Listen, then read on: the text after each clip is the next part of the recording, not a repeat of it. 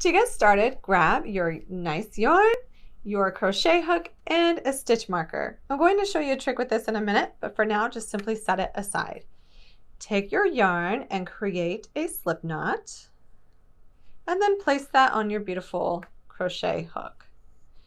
I'm not gonna lie, I love that my yarn and my hook match today.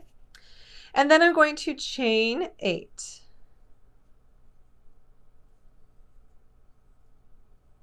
Don't make them too tight. Now we will single crochet into the second chain from the hook. Now for me, I love going through this back hump of that chain versus these front V strands. It creates a cleaner look. So I single crochet into that back hump. I'm going to single crochet into the next chain. And now for the next 3 chains, I'm going to 2 single crochet into each of those. So 1 and 2.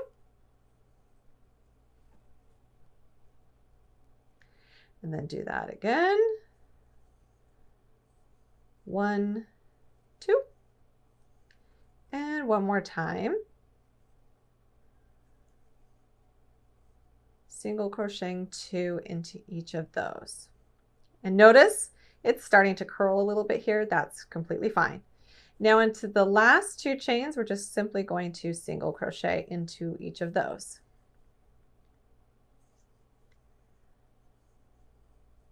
And now turn your work,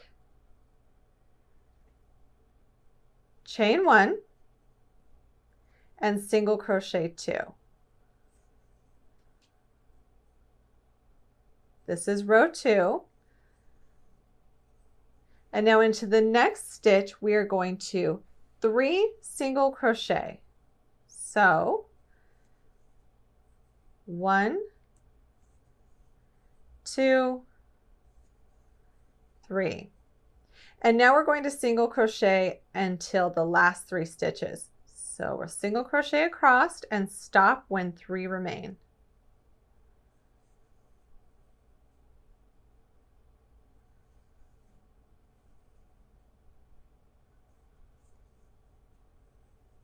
Okay, now that 3 remain, we will single crochet 3 into the next. 1, 2, 3, and then we will single crochet into the last 2. Now here's where the stitch marker is going to come into handy. This is row 2. Row 2 and the next row 3 are going to be our repeats. We'll be repeating row 2 and 3 as we increase this shawl. So what I like to do to keep track of, which row am I on, I'm going to go ahead and place this stitch marker just into one of the center stitches and let it sit on this side. This is going to mark this side of my work, which is going to be the right side of my work. So whenever I see this, I know I'm on the right side and I know I'm going to repeat the row 2 instructions. Now we will turn and do row 3. For row 3, we will chain 1, single crochet into the first 2, and now 2 single crochet into the next,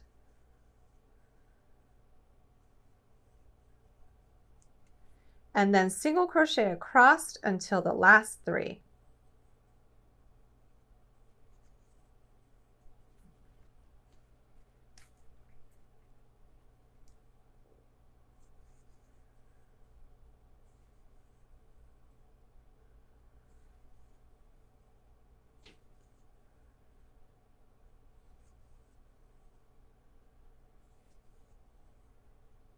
Now that we have 3 stitches left, I will single crochet 2 into the next,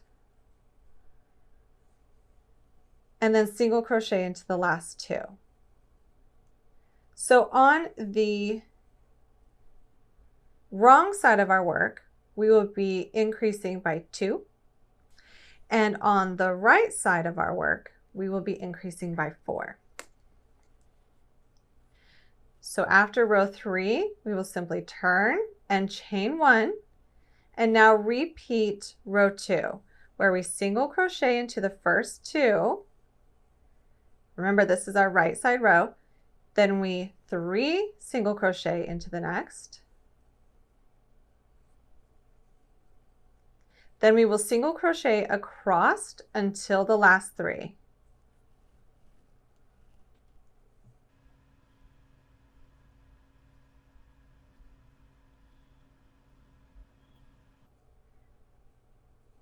And now for the last 3, we will 3 single crochet into the next.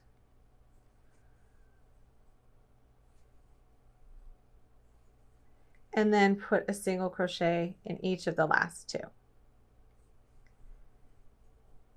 And now we will turn our work. Working on the wrong side, we will chain 1 and single crochet in the first 2, and then 2 single crochet in the next stitch. And now we will single crochet across until the last 3.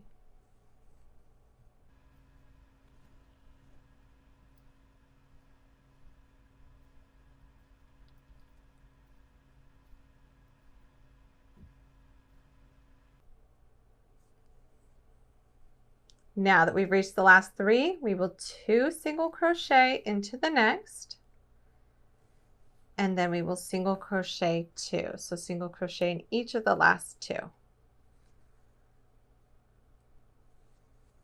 And that's our rows 2 and 3 repeat again. So we will repeat rows 2 and 3 until we have 17 total rows.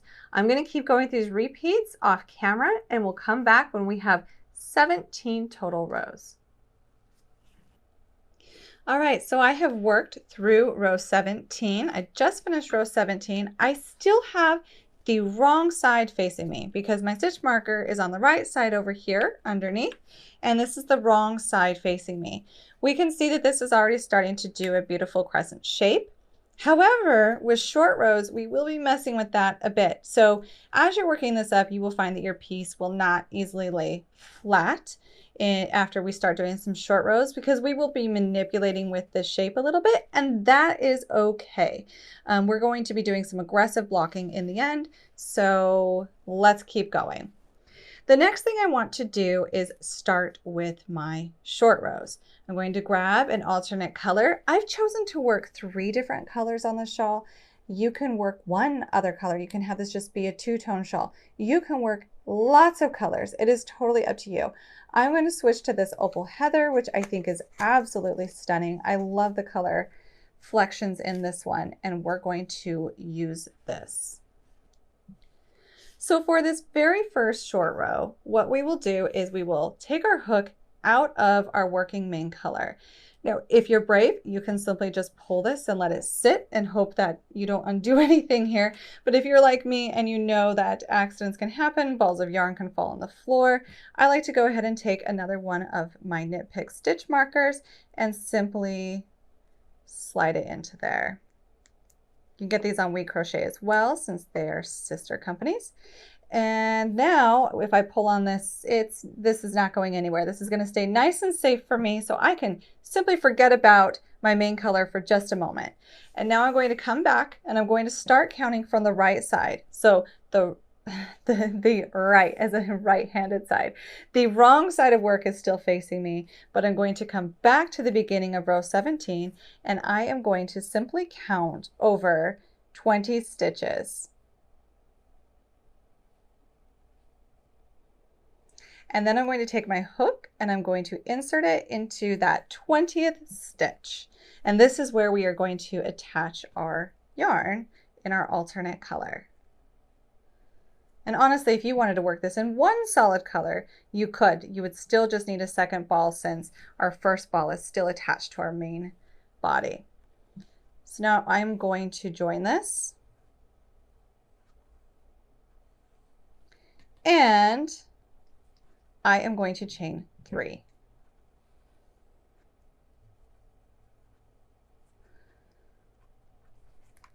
Now I'm going to skip 2 stitches and slip stitch into the next. When you're working these chains and these slip stitches, do keep your tension loose. You don't want to chain so much that it changes the lay of this row. You don't want it to pucker. You also don't want it so loose that it really hangs out there. So just keep a nice even loose tension. And we're going to do that again. I chain 3, I skip 2, and I slip stitch into the next. Notice it's sitting nicely and it's not puckering the main body stitches. Now I'm going to chain 3, skip 2, and slip stitch into the next. And one last time for a total of 4 of these. I'm going to chain 3, skip 2, and slip stitch into the next. And this is our first row of our short row.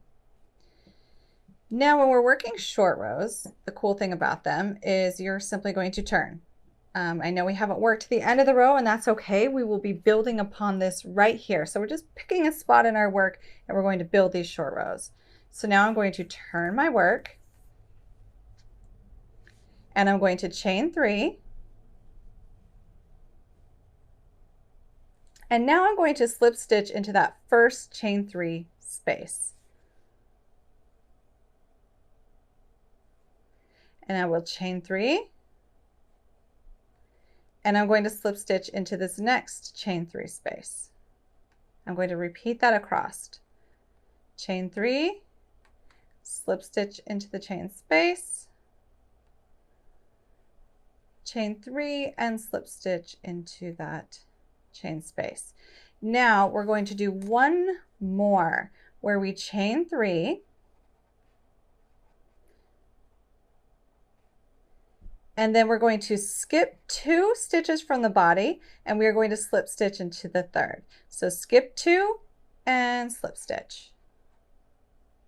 And then we will turn our work again.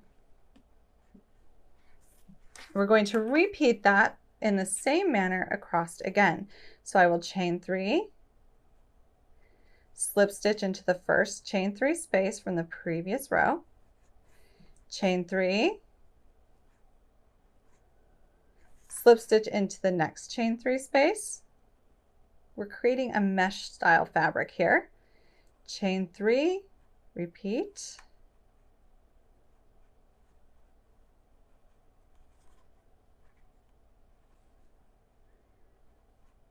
And then we'll chain 3, and still it's kind of like a little bit smaller here because the way we turned, but this chain 3 space counts as well, so we will slip stitch into that chain 3 space as well.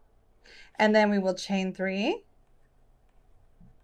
and we are going to skip 2 from the body and slip stitch into the next.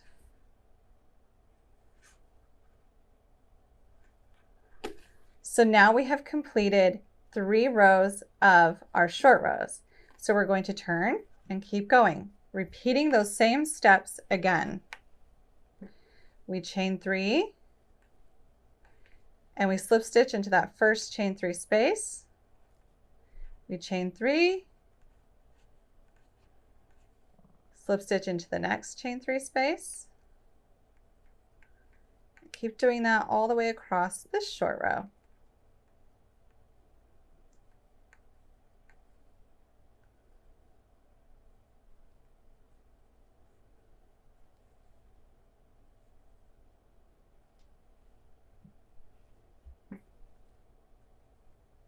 Be sure to get that last chain 3 space that kind of hides out a little bit there. And then we will chain 3, skip 2 from the body, and slip stitch into the next. And we're going to do this again. We want to do a total of 6 short rows. So we've done 1, 2, 3, and 4. So here is 5.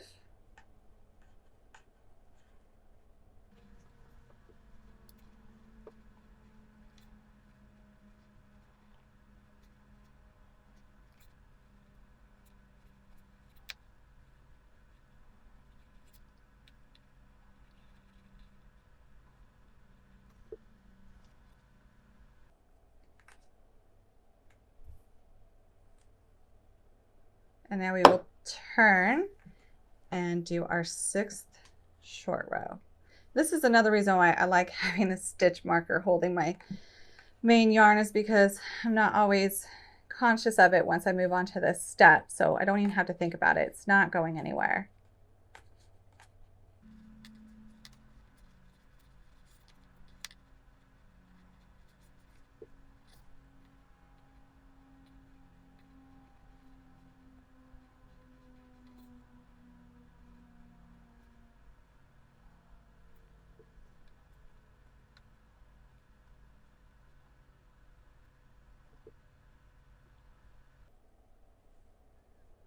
Okay, now that we have done that 6 times, we have completed this section of short row.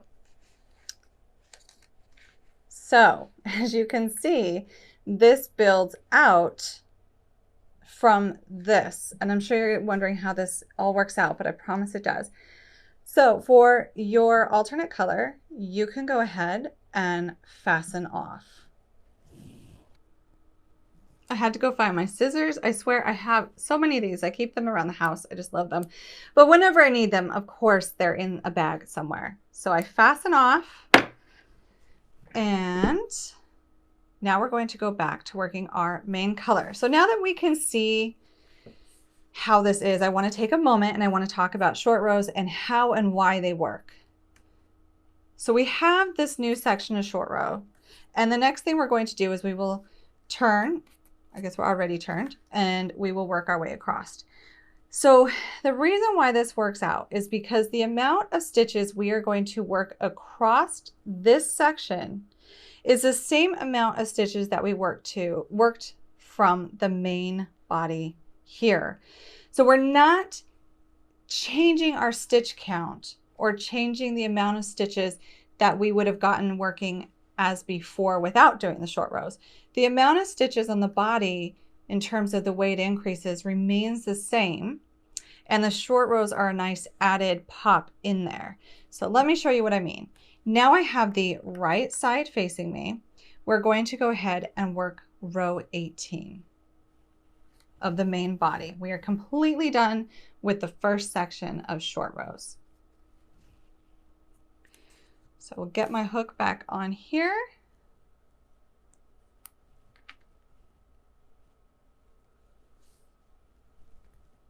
And I'm going to work this the same way I would do my repeats for anything else. So I'm going to be repeating row 2. So I will single crochet 2. Then I'm going to 3 single crochet into the next.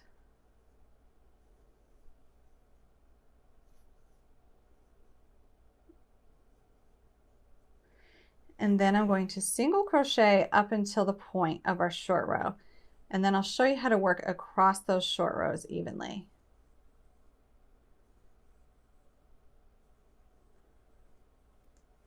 So this is single crocheting 15, I believe.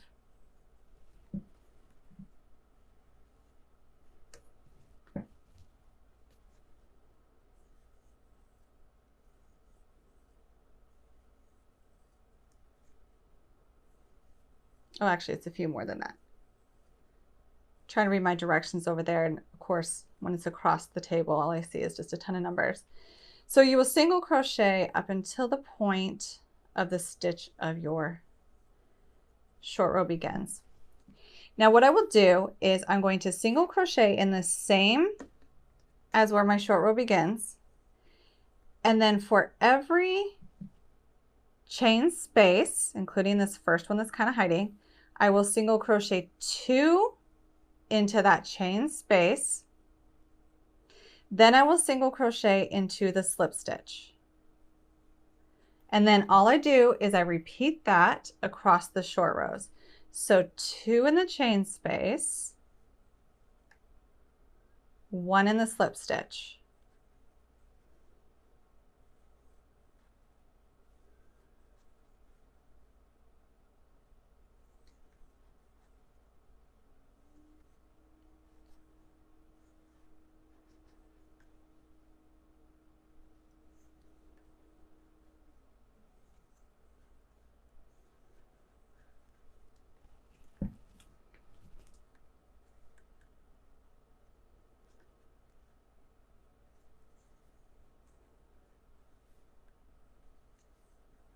Just keep doing 2 single crochet in that chain space, 1 single crochet in that slip stitch, all the way across your short rows.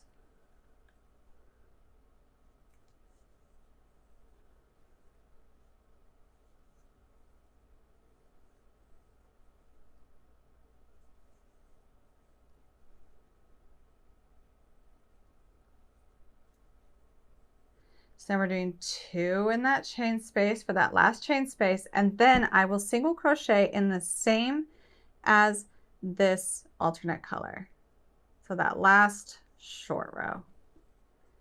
Now, what is fascinating about short rows, just so we can kind of wrap our head around this, is the amount of stitches that run across our short rows is the same amount of stitches from our body. So we have 28 stitches used here on the body with the alternate, and we have 28 stitches that run on top of our short rows.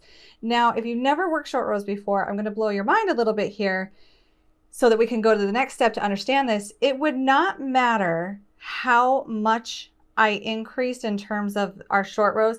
So we did 6 short rows each time we would work 1 on the body at the end of our short row. I could do 10 short rows and still this would work out mathematically, because whenever we increase here, we will be increasing the same along the edge. So I could have done this wider or shorter or more rows, and no matter what I chose to do with that short row, as long as I single crochet in the first stitch where the short rows begin, 2 single crochet in the chain, single crochet in the slip stitch across, and then single crochet in the same as where I end, it will be the same. It will work out to where the stitch count will be perfect. So this is why short rows can be flexible. And I want to also mention that if you want to go rogue, which I know is scary to do sometimes, but for this situation, I think you should feel comfortable doing it. Get through this project, but if you ever want to go rogue with short rows, if it works out this way that I've designed mathematically, you could do what you want to do. And I will show you that in a minute, but let's keep going for this row. So now I will single crochet until the last 3, because that's what we do when we're doing our repeats.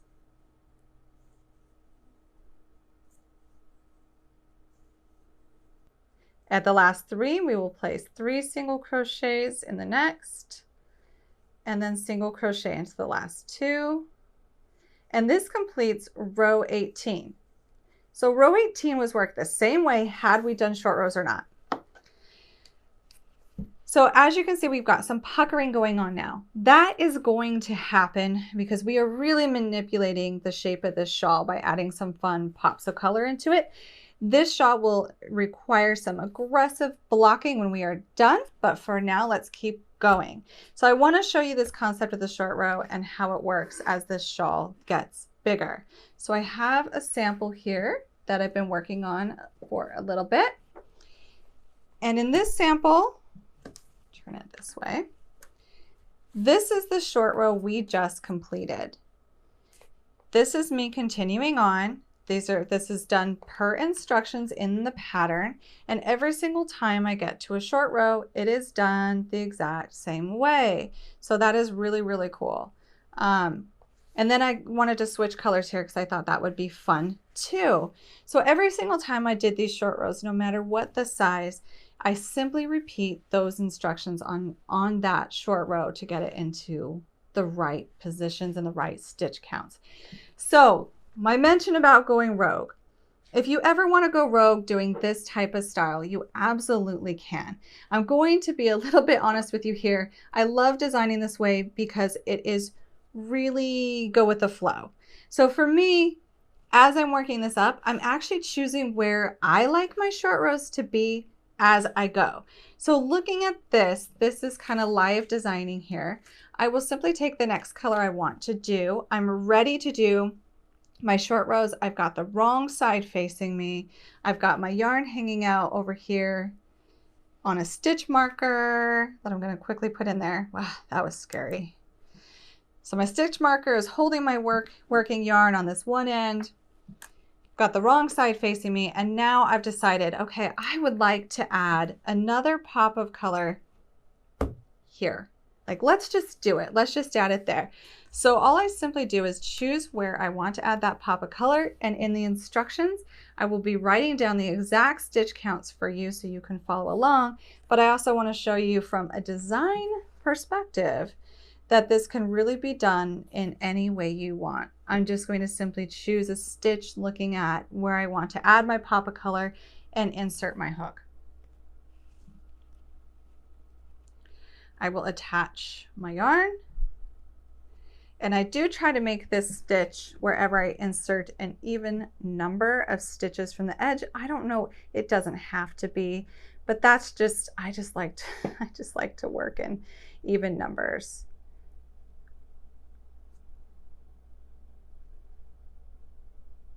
So this is the 34th stitch. Look at that, even chose an even one. So in the 34th stitch, we are going to start working some short rows. I will attach my yarn, and then I will chain 3. Skip 2 from the body and slip stitch. And then I'm going to do that for as many as I feel like. I know it will get a little bit bigger than what I originally choose, but for the base amount of chains across, I just kind of, to be honest, I kind of wing it on this one. I just visually see what I like, and then that's what I'm rolling with. So this is a very unique way to design. It's a fun way to design. This is one of the reasons why I do think short rows are fun, because they can really be placed anywhere within your work as long as it looks good to you.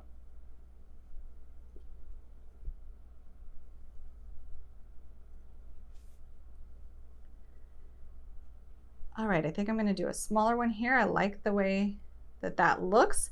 A lot of these were quite wider. So on this one, we have 1, 2, 3, 4, 5, 6, 7. That looks good to me. We have 7 chain 3 spaces, and now I'm going to start to work in my rows. I'll turn my work.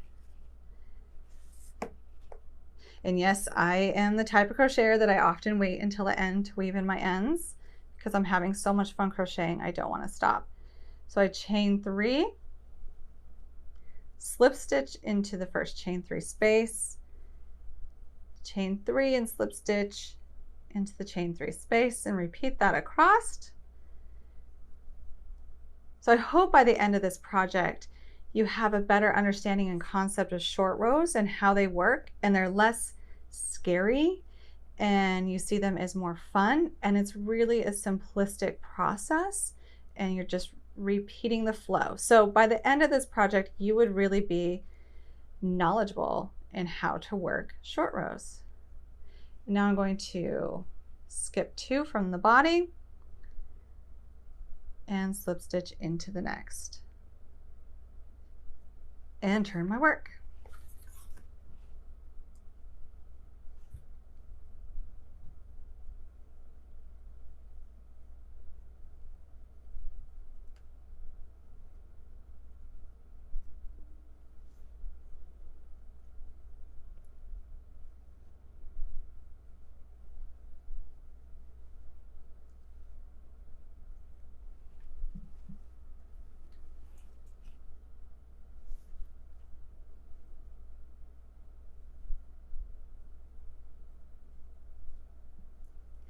And as you work through these short rows, as you can see, you could really place a different color on each one. I thought about a rainbow one would be really pretty. I thought the pink or rose tones would be stunning.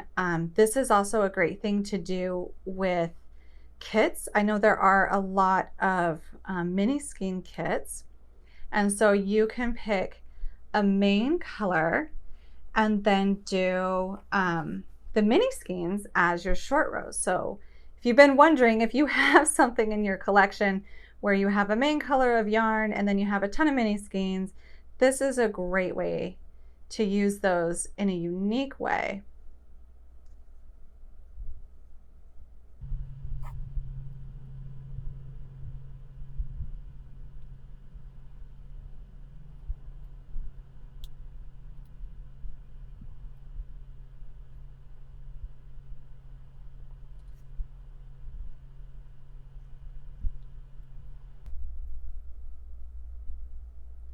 Now, I have been in this pattern doing my short rows in an even amount of numbers. But if you didn't want to, you don't have to. Like I said, the way the math works out, it will always work out to be the correct amount of stitch counts by following those base instructions. So this is 4 rows. I kind of dig just putting a smaller pop of color here. I think I'm going to roll with that because I might do a larger one further down the road. So with this, I am sitting on the right side of my work. I can go ahead and I can fasten off that alternate color. Now that I know where my scissors are, pull that yarn through, weave it in now or later, is up to you, whatever you like. And then I go back to my main color, take out my handy little stitch marker, and we are going to work again from the, get this over here. Now this will be a right side row, and on the right side row we increase by 3 after we single crochet 2. And so this will be simply worked across in the same exact way. I cannot tell you how much I love the setup for this, just simply because I will work until I get to the point of my short rows, and then I will work the short rows by single crocheting in the same from the body as the first, 2 single crochet into the chain, single crochet into the slip stitch, single crochet 2 into the chain space, single crochet into the slip stitch, repeating that across, single crochet in the same as the last alternate color is worked, and then finish out my row. So that is all we do every single time. We're just repeating those steps, but with a few more stitches on each row, watching it grow. This is a great beginner's project in terms of short rows, because it's fun. You can add pops of color, and we're not doing any like shaping necessarily. This is just a crescent shape shawl. I also want to mention that because this is a shawl, you technically could go over to the We Crochet site and you could choose a different yarn, including a yarn in a different weight. That's why I love working shawls sometimes, because they're not fitted. You could do this in a bigger yarn and either make a larger shawl or simply make a shawl until it gets to the depth you want and stop and do your edging.